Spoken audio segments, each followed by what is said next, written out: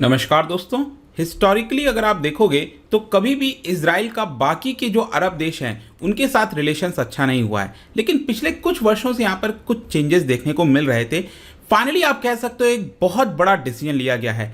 Israel और UAE, यहाँ पर आपको पता है ये इजराइल है, इधर जेरूसलम का यहाँ पर पूरा मुद्दा चलता है, और इधर अगर आप देखिए ये है पूरा यूएई जिसके अंदर 7 एमिरेट्स आते हैं, राइट, जिसमें दुबई भी आपको पता है काफ़ी बड़ा शहर है।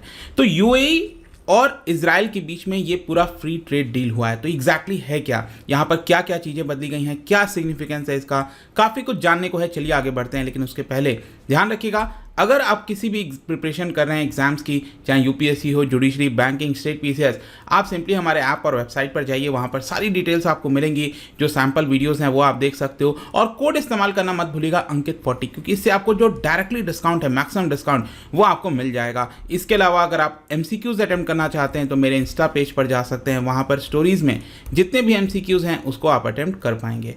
चलिए शुरुआत करते हैं, सबसे पहले देखते हैं एग्जैक्टली अभी हो क्या रहा है। देखिए ट्यूसडे की बात है, इजराइल ने फ्री ट्रेड एग्रीमेंट साइन किया है यूनाइटेड अरब एमिरेट्स के साथ, और आप कह सकते हो ये पहला ट्रेड एग्रीमेंट है विथ एन अरब स्टेट। और इतना बड़ा एग्रीमेंट मैं आपको आगे बताऊंगा, क्योंकि इसमें बताया जा रहा है कि जो दोनों देश के बीच में बायलैटरल ट्रेड है वो आगे आने वाले समय में $10 बिलियन से भी ज्यादा हो जाएगा, और ज्यादातर गुड्स के ऊपर जो टैरिफ है उसको एलिमिनेट करने की बात कही गई है इस पूरे ट्रेड एग्रीमेंट के बीच में। और ये जो पूरा एग्रीमेंट है, ये मैं आपको बताऊं तो यूएई के अंदर जो दुबई है वहां पर दोनों देश के जो minister of economy and industry हैं, ट्रेड के जो मिनिस्टर हैं, वो दोनों देश के यहां पर सामने आए दुबई में, और उनके द्वारा ये पूरा एग्रीमेंट साइन किया गया। जहां तक इस पूरे डील की मैं बात करूं तो देखिए यहां पर एक सबसे बड़ी चीज ये निकल कर आई है कि दोनों देश का अगर आप करंट में ट्रेड देखोगे इजराइल और यूएई का, वो अभी करीब $1.2 बिलियन के आसपास देखने को मिलेगा। आगे आने वाले 5 वर्षों के अंदर, विद इन 5 ईयर्स, सोच के देखिए, बोला जा रहा है कि जो दोनों देश का ट्रेड है वो $10 बिलियन से भी ज्यादा हो जाएगा, ऐसा प्रेडिक्शन लगाया गया है। और यहां पर 96% गुड्स पर जो टैरिफ लगता है उसको रिमूव किया जा रहा है। दोनों देश के बीच में जो 96% गुड्स हैं उसके ऊपर आप सोच के देखिए, पूरी तरह से जो भी टैरिफ लगता था, जो भी इंपोर्ट ड्यूटी हो गया, एक्सपोर्ट ड्यूटी हो गया, उसको पूरी तरह से खत्म कर दिया जाएगा। जाहिर सी बात है उसकी वजह से दोनों देश के लोगों के लिए जो गुड्स का, सामान का दाम है वो सस्ता हो जाएगा, इसलिए ज्यादा व्यापार देखने को मिल सकता है। इसके अलावा आप देख पाओगे यहाँ पर जो टैरिफ रिडक्शन किया जा रहा है वो फूड हो गया, मेडिसिन हो गए, डायमंड्स हो गए, ज्वेलरी, फर्टिलाइजर, इस तरह के गुड्स के ज्यादा एक्सचेंजेस होते हैं। ज्यादातर गुड्स के जो टैरिफ हैं वो इमीडिएट बेसिस पर हटाए जाएंगे, और बाकी के जो टैरिफ हो गए वो अगले आने वाले 3 से 5 वर्षों के अंदर पूरी तरह से खत्म कर दिए जाएंगे। और कुछ प्रोडक्ट, कुछ चुनिंदा प्रोडक्ट ऐसे होंगे जहां पर थोड़ा बहुत कस्टम टैरिफ लगेगा, लेकिन वो भी बहुत कम रेट का होगा, ताकि दोनों देश ज्यादा से ज्यादा व्यापार कर सकें। अब इसका इंपैक्ट क्या होने वाला है, देखिए यहां पर जो यूएई के ट्रेड मिनिस्टर हैं उनका यही कहना है कि एक ऐतिहासिक ट्रेड डील है पूरे मिडिल ईस्ट के अंदर, एक नया चैप्टर लिखा जा रहा है, और इसकी वजह से दोनों देश का जो ग्रोथ है वो बढ़ेगा, साथ ही साथ जो एम्प्लॉयमेंट है, जॉब्स क्रिएशन होगा, इसकी वजह से फर्दर पीस और स्टेबिलिटी आएगी पूरे रीजन के अंदर, प्रॉस्पेरिटी देखने को मिल सकता है। साथ ही साथ यहाँ पर ट्रेड एग्रीमेंट के अंदर बताया गया है कि जो टैक्स रेट है उसको डिफाइन किया गया है, इंपोर्ट क्या होगा वो डिफाइन हुआ है, इंटेलेक्चुअल प्रॉपर्टी को डिफाइन हुआ है। तो इससे होगा क्या बेसिकली कि जो इजराइल की बहुत सारी कंपनीज हैं वो अपने ऑफिसेस को खोल पाएंगी यूएई के अंदर, स्पेशली दुबई हो गया। दुबई में यहाँ पर बहुत सारी अपॉर्चुनिटीज हैं, तो इजरायली फर्म्स यहाँ पर आकर अपने ऑफिसेस को सेटअप कर पाएंगी। और अनुमान यह भी लगाया जा रहा है कि इस साल के एंड तक करीब 1000 से ज्यादा जो इजरायली कंपनीज हैं वो अपना वर्क यूएई के अंदर स्टार्ट कर देंगी। इसके अलावा यहां पर मैं आपको यह भी बता दूं कि ये जो पूरा ट्रेड डील है वो यूएई की तरफ से बहुत पुश किया जा रहा है, क्योंकि यूएई अगर आप देखो कि अभी फरवरी के महीने में ही भारत के साथ इसी तरह का कोई ट्रेड पैक्ट हुआ था, आपने देखा होगा, इसके ऊपर वीडियोस भी हमारे चैनल पर। तो यूएई के साथ ये यूएई ने दूसरा बड़ा ट्रेड एग्रीमेंट किया है किसी देश के साथ। आगे भी कई देशों के साथ बातचीत चल रही है, जैसे इंडोनेशिया हो गया, साउथ कोरिया हो गया। बेसिकली यूएई चाहता है कि वो अपने इकोनॉमी को और ज्यादा स्ट्रेंथन करे और मेजर बिजनेस हब बना दे पूरे रीजन के अंदर। और स्पेशली कोविड पैंडेमिक के बाद तो यूएई काफी ज्यादा एग्रेसिव हो गया। स्पेशली आप एक एग्जांपल लीजिए, इतना बड़ा देश है सऊदी अरब, उसको थोड़ी परेशानी होने लगी अचानक से, क्योंकि क्रूड का जिस प्रकार से दाम कम हुआ था कोविड के समय, उसके पास रेवेन्यू नहीं आ पा रहा था। और इन्हीं सारी चीजों के बीच हर एक देश अब अपने आप को जो इकोनॉमिकली है उसको मजबूत करना करना चाहता है और यूएई इसी का फायदा उठाते हुए इजराइल के साथ इतना बड़ा ट्रेड एग्रीमेंट कर रहा है। वैसे अगर मैं आपको बताऊं तो इजराइल और यूएई के बीच में जो टाइज हैं वो 2020 में काफी अच्छे तरीके से बेहतर होना स्टार्ट हो गए थे, क्योंकि यूएस के द्वारा एक डील साइन कराया गया था, आपने सुना होगा, इसको अब्राहम अकॉर्ड कहा जाता है, इजराइल, यूएई और यूएस के बीच में, जिसके तहत फाइनली यूएई ने इजराइल को रिकॉग्नाइज किया और आगे चलकर बहरीन और मोरक्को, इन देशों ने भी इजराइल को जो है रिकॉग्नाइज कर दिया। मतलब जो मुस्लिम कंट्रीज हैं वो अभी तक इजराइल को रिकॉग्नाइज नहीं कर रही थी,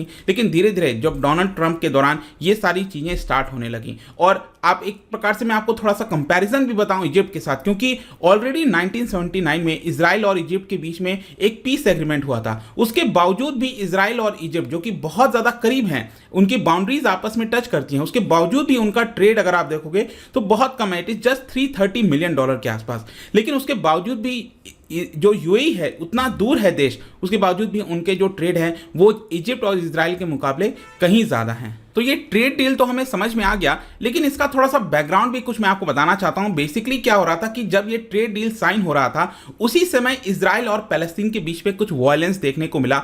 स्पेशली आपने सुना होगा जेरूसलम, जो कि ओल्ड सिटी जो जेरूसलम है, वहां पर अल अक्सा जो कंपाउंड है वहां पर काफी ज्यादा वायलेंस देखने को मिल रहा था मंडे को। अल अक्सा में अगर आप देखोगे जो मॉस्क है वो मुस्लिम्स के लिए थर्ड होलिएस्ट साइट है। अब आप सोच के देखिए, मक्का मदीना के बाद थर्ड होलिएस्ट साइट अगर अल अक्सा है तो जाहिर सी बात है कि यूएई जो कि मुस्लिम मेजॉरिटी देश है, क्या उसको ये पसंद आएगा? नहीं पसंद आएगा। तो यहां पर अगर आप देखो तो इजराइल, आपको याद भी होगा पिछले साल जो पूरा मुद्दा हुआ था, जिस तरह से वॉर हुआ था इजराइल और जेरूसलम यहां पर पैलेस्टीन के बीच में, तो अल अक्सा की काफी ज्यादा चर्चा हुई थी। अगेन इस मैप में भी आप देख पाओगे ये पूरा कंपाउंड जो है अल अक्सा का, यहां पर जो पैलेस्टीनियंस हैं वो बेसिकली क्या कर रहे थे कि गैदर हुए थे, एक साथ यहां पर डेमोन्स्ट्रेशन कर रहे थे। क्यों कर रहे थे? क्योंकि 1967 में जो 6 डे वॉर हुआ था उस समय इजराइल ने जो जेरूसलम का ओल्ड सिटी है उसको अपने कब्जे में ले लिया था, उसको अपने पास रख लिया था, और इसी को प्रोटेस्ट करने के लिए हर साल यहां पर इनके द्वारा डेमोन्स्ट्रेशन किया जाता है। तो इस साल क्या हुआ है कि जब ये डेमोन्स्ट्रेशन चल रहा था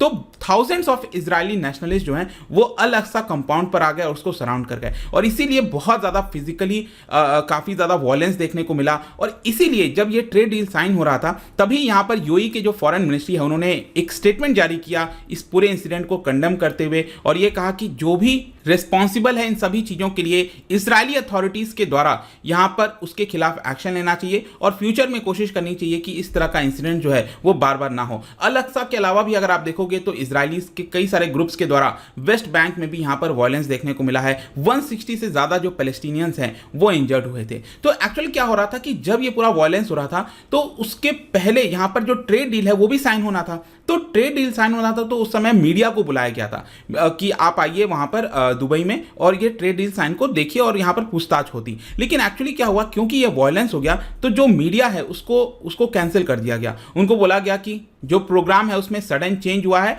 और हम आपको इनवाइट नहीं कर सकते, क्योंकि जाहिर सी बात है कि मीडिया आती तो उनसे बोलती। यूएई क्या है कि एक प्रकार से दुविधा में पड़ जाता कि एक तरफ ट्रेड डील साइन हो रहा है और दूसरी तरफ जो मुस्लिम का जो मेन होलिएस्ट प्लेस है, एक प्रकार से आप कह सकते हो थर्ड होलिएस्ट प्लेस, वहां पर इस तरह का वायलेंस देखने को मिल रहा है। तो देखते हैं आगे क्या होता है। लेकिन अल्टीमेटली कहीं ना कहीं मेरा मानना है कि जो भी डिफरेंसेस होते हैं देशों के बीच में, लेकिन अगर इकोनॉमिक अगर आप पर्सपेक्टिव से देखो, अगर किसी देश को लगता है कि इकोनॉमिकली उसको फायदा है तो डेफिनेटली उसकी तरफ वो बढ़ता है, और यही यूएई इस समय कर रहा है। यूएई भले ही मुस्लिम कंट्री होने के बावजूद, क्योंकि उस यूएई ने भी ये बोला था कि पैलेस्टीनियन का स्टेटहुड जब तक नहीं होगा तब तक हम इजराइल के साथ कोई भी रिलेशन नहीं रखेंगे। लेकिन आज के डेट में आप देखिए इजराइल के साथ रिलेशन भी है और इतना बड़ा आज के डेट में ट्रेड डील साइन हो गया है। देखते हैं आगे क्या होता है, क्या और भी देशों के साथ ट्रेड डील साइन कर पाता है कि नहीं कर पाता है अरब देशों के साथ।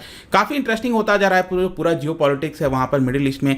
जाने से पहले एक इंटरेस्टिंग क्वेश्चन, क्या आप बता सकते हो कि 2017 में जब डोनाल्ड ट्रंप राष्ट्रपति थे, जब बने थे, तो उन्होंने उस समय एक बहुत बड़ा बदलाव लाया था यूएस पॉलिसी में। एक लॉन्ग स्टैंडिंग जो यूएस पॉलिसी रही थी हमेशा से, उसमें एक बहुत बड़ा बदलाव लाया था जेरूसलम और इजराइल को लेकर कुछ। क्या आप बता सकते हो वो बदलाव कौन सा था? इसका राइट आंसर आपको पता ही है, मेरे इंस्टाग्राम पर तो मिलेगा ही, वहां पर अगर आप नहीं हो कोई बात नहीं, टेलीग्राम से भी ले पाएंगे इसका सही उत्तर। मैं कई सारे जो एमसीक्यूज हैं वो यहाँ पर स्टोरीज में डालता रहता हूँ। बाकी अगर आपको पीडीएफ चाहिए तो टेलीग्राम पर आइए, अलग अलग सोशल मीडिया पर आप जुड़ सकते हैं। और साथ ही साथ जैसा मैंने बताया, किसी भी एग्जाम की आप तैयारी कर रहे हो, यूज दिस कोड अंकित40 ऑन आवर ऐप और वेबसाइट, वहां पर आपको डायरेक्टली मैक्सिमम डिस्काउंट मिलेगा। आई होप कि वीडियो आपको पसंद आया होगा। मिलता हूं आपसे next time. Till then, thank you very much, see you soon.